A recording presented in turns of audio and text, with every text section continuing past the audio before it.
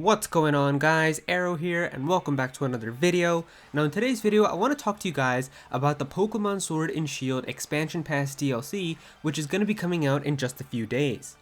So from the time that I'm making this video, the first pack of the Pokemon Sword and Shield DLC, the Isle of Armor, is going to be available in just 3 days. It's going to be coming out really soon, but in this video I kind of want to talk to you guys a little bit about my thoughts on why I think that the idea of DLC for Pokemon games could actually be a good thing. Now, ever since Pokemon Sword and Shield's DLC was first revealed, it was revealed pretty much early into the year, within like the first few days into January. There was a Pokemon Direct and they revealed the Pokemon Sword and Shield Expansion Pass and the DLC that was going to be coming from it.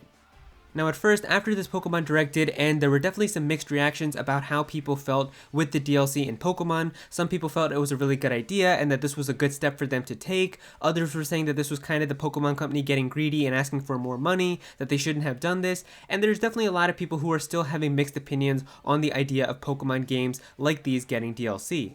Now of course the DLC isn't released yet, but when the Isle of Armor does become available in a couple days and the Crown Tundra later this year, I do plan on streaming them and actually playing through them live and kind of going through them, and then later making a video like a review and giving you guys my thoughts on each DLC and letting you guys know if I think it is worth it. But in this video I don't really want to talk to you guys about the DLC itself, but rather the idea or concept of giving Pokemon games DLC and why this could be a step forward for the Pokemon games. And so I've got 5 reasons here as to why I think that the concept of DLC is good for the mainline Pokemon games and why I think it should be a good idea moving forward. So yeah, let's get started.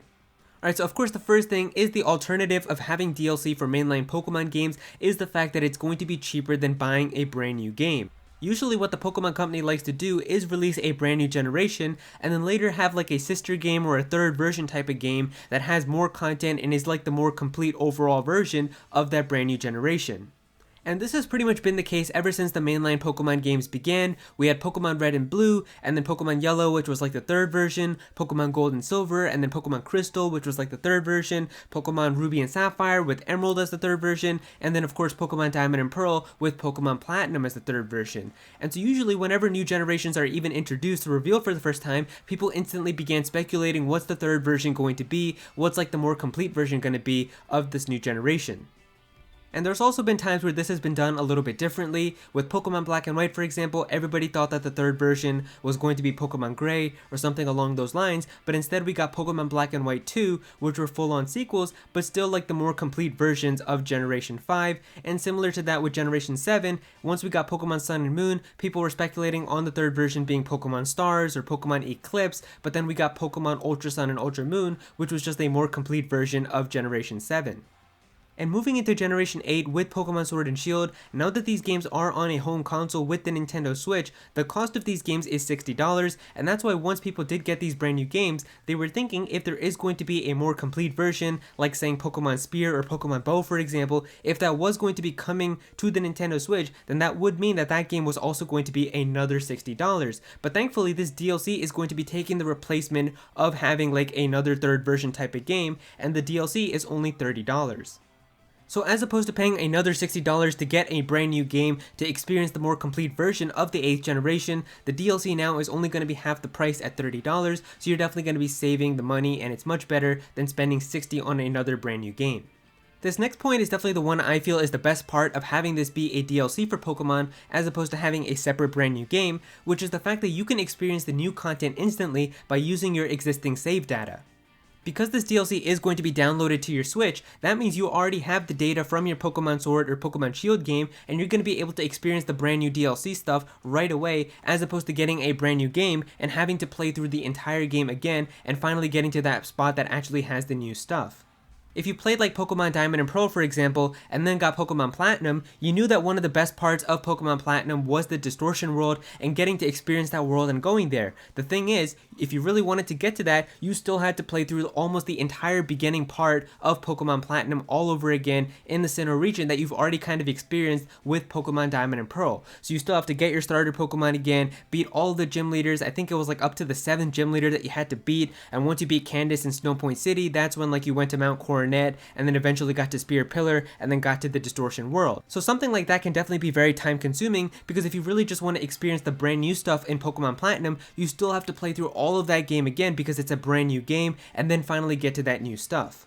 It's a similar type of situation with like Pokemon Ultra Sun and Moon, for example. The most exciting part of Pokemon Ultra Sun and Moon was the Team Rainbow Rocket episode, which incorporated all of the Pokemon previous villains that we've had in the past generations into one epic post-game adventure. Keyword being post-game. So if you got Pokemon Ultra Sun and Moon and you wanted to experience through that Team Rainbow Rocket episode, you essentially had to play through the entire game again. You had to pick your starter Pokemon, get through all of those trials, become champion, beat all of that stuff, and then finally get to the post-game where you can get to that new content.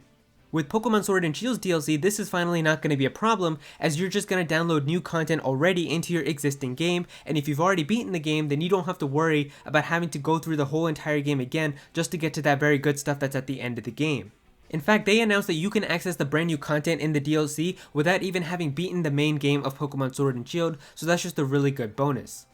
The next reason as to why the idea of DLC could be good for the Pokemon Company is it could finally allow Game Freak to have a little bit more time to work on their other projects and upcoming big games. A lot of people feel that there were definitely some parts of Pokemon Sword and Shield that felt a little bit rushed or a little bit incomplete, and that they weren't really all that good, and that they could have been done better if Game Freak was just given more time on developing the games. Now don't get me wrong, I don't hate Pokemon Sword and Shield, I think that they're pretty good games, but there were definitely some parts that I think could have been much better. There were definitely like a lot of areas and towns where I wanted to explore more and just have more freedom in going places, and I couldn't do that because a lot of these towns were just really small. There weren't really any places to explore or people to talk to or anything like that. A lot of the routes in the game were just so linear, they were just like straight hallway paths. So a lot of these things could have been improved and could have been done much better, but I felt like Game Freak was kind of rushed and pressured in getting these games out for the holiday season in 2019, which is a result of the games that we ended up getting.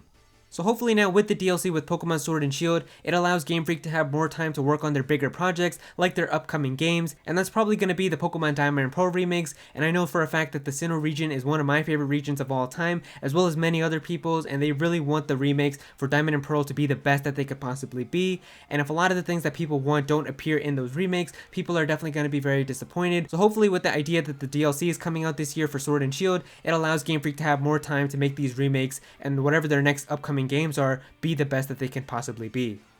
The fourth reason as to why DLC could be a good idea for Pokemon is it allows Game Freak to actually fix some of the mistakes that they have with their current games. One of the things that people don't like with Pokemon Sword and Shield is they feel that there really isn't a lot of content in terms of stuff that you can do after you've already finished the main game, and so this definitely feels like it's going to fix that with having a whole bunch of new content with the Isle of Armor and the Crown Tundra, having these new raids with legendaries, having this new content where you can find new items and things. It's definitely going to have more stuff to do, and that feels like it's definitely going to fix one of the bigger problems that a lot of people have had with Pokemon Sword and Shield.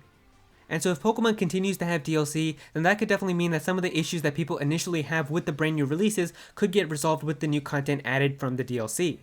And finally, the last reason that I have as to why the idea of DLC could be good for Pokemon is it actually has multiple releases as to when you can get brand new Pokemon content. For the past few years, Pokemon games have pretty much always come out at the very end of the year around November, and that's pretty much what people have become used to, and that they have to wait until November to get their brand new Pokemon experience and wait till then to experience like a brand new Pokemon game.